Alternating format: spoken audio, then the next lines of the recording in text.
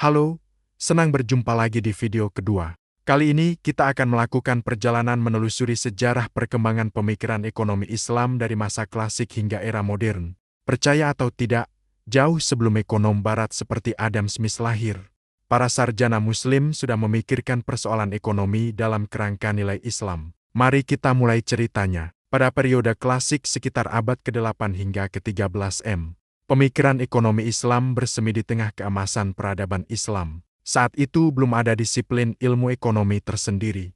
Namun topik-topik ekonomi dikaji dalam kerangka fiqh muamalah, etika, dan filosofi sosial. Artinya pembahasan ekonomi selalu berdampingan dengan hukum agama dan moral. Misalnya, Abu Yusuf murid Imam Abu Hanifah menulis kitab Al-Karat yang berisi panduan pengelolaan finansial negara, mulai dari pemungutan pajak yang adil, pengaturan irigasi pertanian, hingga peran pemerintah menjaga kesejahteraan rakyat. Ini menunjukkan bahwa sejak awal, prinsip keadilan dan kemaslahatan sudah menjadi ruh dari kebijakan ekonomi dalam tradisi Islam. Pada abad ke-11, muncul pemikir besar seperti Imam Al-Ghazali. Di dalam Ihya Ulum Al-Din, Al-Ghazali membahas perilaku ekonomi dengan sangat mendalam. Ia menekankan pentingnya kejujuran dan keadilan dalam perdagangan, keseimbangan antara kebutuhan individu dan kesejahteraan kolektif, serta konsep maslahah kemanfaatan umum sebagai pertimbangan dalam aktivitas pasar. Bahkan, jauh sebelum Adam Smith memperkenalkan teori tangan tak terlihat invisible hand dalam ekonomi, Al-Ghazali sudah menggarisbawahi adanya tanbir ilahi campur tangan Tuhan yang menjaga harmoni dan kesejahteraan ekonomi ketika pelaku pasar berpegang pada etika. Dengan kata lain, tangan Tuhanlah yang tak terlihat tetapi selalu ada sebagai sumber kemaslahatan jika sistem ekonomi dijalankan sesuai moral. Lalu muncul Ibn Khaldun pada abad ke-14. Seorang polimat yang melalui karyanya Mukadimah membuat terobosan besar dalam cara pandang ekonomi dan sosial. Ibn Khaldun memisahkan analisis ekonomi dari teologi murni dan dianggap pelopor ilmu sosial ekonomi modern. Ia mengamati siklus naik turunnya peradaban dan menjelaskan faktor-faktor seperti demografi, pertumbuhan populasi, kebijakan pajak, pembagian kerja, produktivitas, hingga pentingnya solidaritas sosial asabiah yang memengaruhi siklus ekonomi dan kejayaan suatu masyarakat. Metodenya sangat empiris, ia mengumpulkan data sejarah berbagai kerajaan, lalu menyimpulkan teori umum tentang dinamika ekonomi politik. Hebatnya, meski menggunakan data empiris, ia tetap menjunjung nilai-nilai Islam dalam analisisnya. Misalnya, ia menyoroti bahwa ketidakadilan dan pajak yang berlebihan akan merusak produktivitas sebuah pandangan moral dan ekonomis sekaligus. Era klasik ini, dengan tokoh-tokoh seperti Abu Yusuf, Al-Ghazali, dan Ibn Khaldun, menunjukkan bahwa pemikiran ekonomi Islam dahulu bersifat integral, ilmiah sekaligus berlandaskan etika agama. Memasuki masa kemunduran sekitar abad ke-15 hingga 19.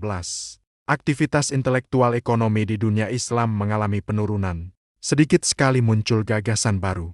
Pemikiran ekonomi lebih banyak terserap dalam kajian fik praktis sehari-hari tanpa inovasi teori yang berarti.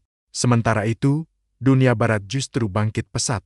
Revolusi industri dan Renaissance melahirkan ilmuwan seperti Adam Smith, Ricardo, dan kawan-kawan yang membangun ilmu ekonomi modern. Sayangnya, ilmu ekonomi versi barat ini dibangun dengan pendekatan yang memisahkan nilai agama, berlandaskan positivisme fakta empiris saja dan asumsi utilitarian bahwa manusia hanyalah pencari keuntungan pribadi homo economicus. Umat muslim yang tertinggal akhirnya mengimpor ide-ide barat ini tanpa banyak filter. Akibatnya, nilai Islam seperti keadilan distributif dan spiritualitas ekonomi makin terpinggirkan. Selama beberapa abad, ekonomi Islam nyaris tidak terdengar sebagai disiplin ilmu. Masalah ekonomi di negeri-negeri Muslim lebih banyak dijawab dengan teori impor kolonial atau kapitalis. Meski sering kurang cocok dengan nilai lokal dan agama, barulah pada pertengahan abad ke-20 terjadi kebangkitan pemikiran ekonomi Islam. Setelah era kolonial berakhir, para cendekiawan Muslim di berbagai negara mulai mencari alternatif sistem ekonomi yang sesuai dengan budaya dan keyakinan mereka. Ada semangat untuk mengislamkan ilmu ekonomi dan sekaligus menawarkan kritik terhadap kapitalisme dan sosialisme yang dianggap gagal membawa keadilan. Tokoh-tokoh seperti Muhammad Baqir Al-Sadr, Muhammad Nejatullah Siddiqui, Muhammad Umar Chapra muncul sebagai pionir.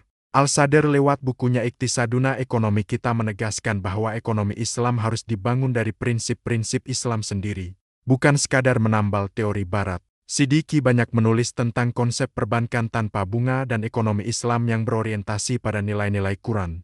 Capra mengingatkan bahwa tujuan akhir ekonomi Islam adalah falah kesejahteraan dunia dan akhirat, sehingga pembangunan harus mengedepankan keadilan dan kesejahteraan sosial, bukan hanya pertumbuhan ekonomi. Berkat upaya mereka, ekonomi Islam mulai diakui sebagai bidang kajian serius.